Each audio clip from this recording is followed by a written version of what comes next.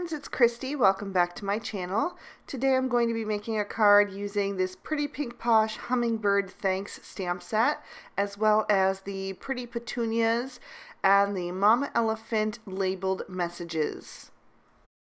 I've stamped my images on Bristol smooth cardstock with some VersaFine Onyx Black ink, and then I clear heat embossed it so it has that nice raised line. And I'm going to be watercoloring with my Zig Clean Color Real Brush markers today. So the color that I'm using for the flowers is number 025 Pink. And on this first flower, I just put the color down towards the very base of it. And then I brought in some clean, clear water and began to blend that out towards the top. I wanted it to kind of fade off into white at the edges. The forward-facing petunia I'm going to color with the same shade, but I'm going to put my dark shadows in the very center, and then I'm going to bring that out towards the edges of the petals. And I'm keeping the flowers rather simple today because I really want the focal point to be that beautiful hummingbird. Next, I'm going to color my leaves, and again I'm going to keep it very simple. I'm using number 047 May Green for all of them, and I'm just laying my color down at the base of the leaf so that it has the shadow there, and then blending upward with some clean clear water so it has a nice highlight at the tip of the leaf. And all of this is really just the base layer. I will go over everything with a second layer later on, just to intensify the color and add some more depth. But for now, I'm just going to continue coloring in these leaves one or two at a time. You really don't want to allow the pigment to settle into the paper too much, or it'll be much harder to lift up and get to flow freely. So you want to work quickly if you can. It does help using this Bristol smooth cardstock. It's the one that has the vellum coating. I have a lot of questions about the paper that I use. There are two types of Bristol, so you do want to make sure it is the smooth surface with the vellum coating, because that is what keeps the pigment from settling into the fibers of the paper. And then I'll move on to my hummingbird, and for him I'm using number 044 Deep Green. I'm putting my color down on the left side of his body and on the top edges of his wings, and then I'm going to bring in some clean clear water and begin to blend that out. The head, I don't mind if it's darker green. I'm actually going for a darker green, and on his wings as well. But his belly I want to be much lighter, so I'm going to come in with some extra water and continue to blend that until it's really nice and soft and just kind of a hint of green. So I've let that dry for a little bit, and now is when I'm going to come in with my second layer of those same exact colors, and I'm just going to add a little bit of intensity. So I'm going to just go right over top of my previous coloring, and you'll see that that gets so much more vibrant, and I'm just going to carry the color up once again, not quite as far as I did the first time, because I want those layers to overlap and show through. And now that there is a base layer down, I can work on more than one of these leaves at a time. And I am moving quickly still, but it almost acts as like a little bit of a protection so that the ink doesn't soak in because it's already kind of saturated. For the second layer of my hummingbird, I'm going to start again with that 044 Deep Green, but instead of going right to the water, I'm actually going to blend that out with the 047 May Green. So it has a little bit of that more vibrant jewel-toned green color, so it looks a little bit more like a hummingbird will. Again, I'm going to blend out his face, keeping it dark, but when I get to his belly, I'm going to try to soften that up by adding extra water.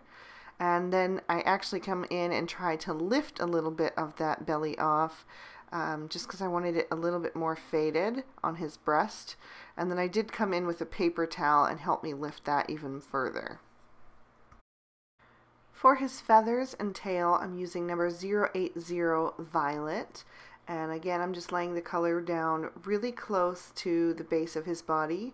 And then I will blend out towards the tips with the water so it fades off into a nice soft color.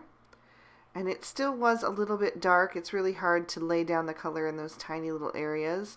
So I am going to come back in with the paper towel and just blot that a little bit, and then blend that out once more.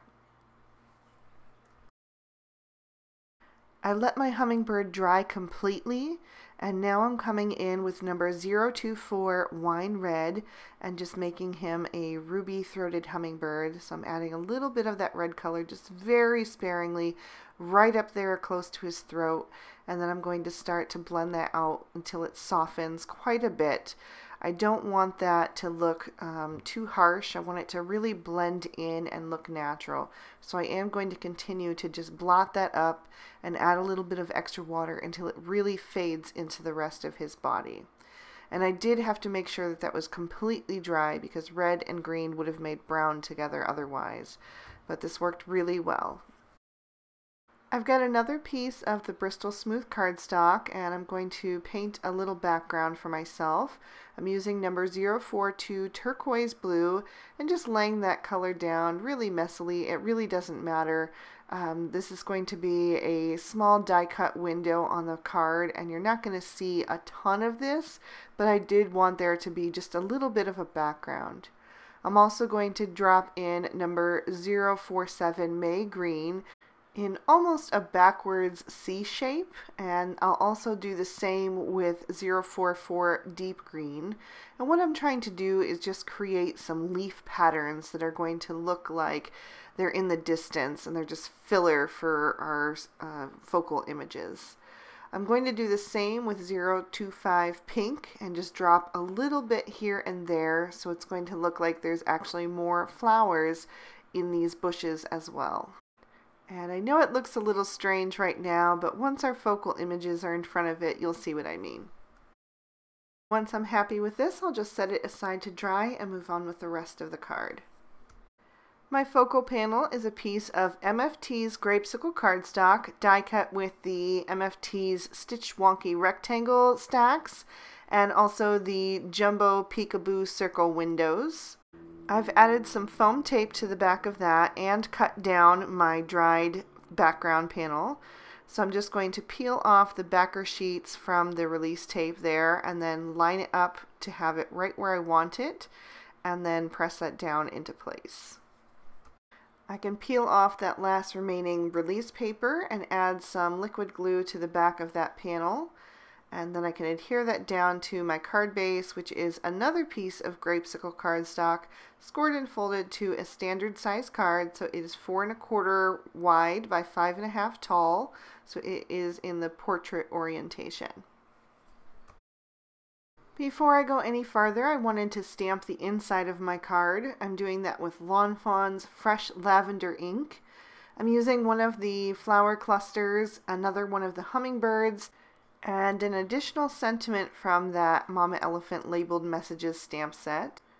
I didn't get a very good impression of that sentiment, so I did stamp everything down a second time and even a third. And when that still didn't do quite the trick, I decided to clean that stamp off with my stamp chamois and ink it up one more time, and that seemed to do the trick. I think I just had never used this particular sentiment before, and so it must have had a little residue on there from the manufacturer. Now I'm ready to begin adhering my images. I'm using a mixture of foam tape and liquid glue.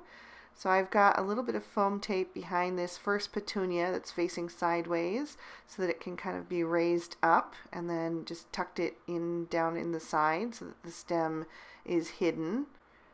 I'll add a leaf on either side of the forward facing petunia, so it's kind of framing that and kind of circling the edge of that little window there. And then I've got a little piece of foam tape so that it can be raised up on the part that's overlapping the window. I'm going to tuck one more leaf back behind these flowers there. The fifth one didn't fit, it was looking too crowded, so I'll leave that off and save that for another project. But now you can see that background and how just a little bit of that is poking through, but it really does look like there are more petunia bushes in the distance. For my hummingbird, I just added a very thin sliver of foam tape behind his beak, since that's going to overhang into the window, and then just a little bit of liquid glue for the rest of him. I trimmed down my sentiment so that it has a little bit of a white border around the edges to match all the die cuts. and I'm adding that with some more of that foam tape right down at the bottom. As a final embellishment, I'm taking some sparkling clear sequins from Pretty Pink Posh. This is from the sparkling clear sequin mix. So there are 4, 6, and 8 millimeter sequins in this pack, I believe. So I'm just adding those to my card front with a little bit of Ranger Multimedia Matte. And then I'm going to take my favorite crystal stickles and add a little drop to the inside of each sequin, so it kind of covers up the little hole and also gives it a really pretty sparkle. And that is going to complete today's card. I'm going to lift that up so you guys can see all the detail a little bit closer and also give you another peek at the inside. This card is actually going to my grandma for her birthday. It's her birthday next week, so I think she's really going to like it. If you enjoyed the video, please be sure to give it a big thumbs up and subscribe to my channel if you haven't done that already.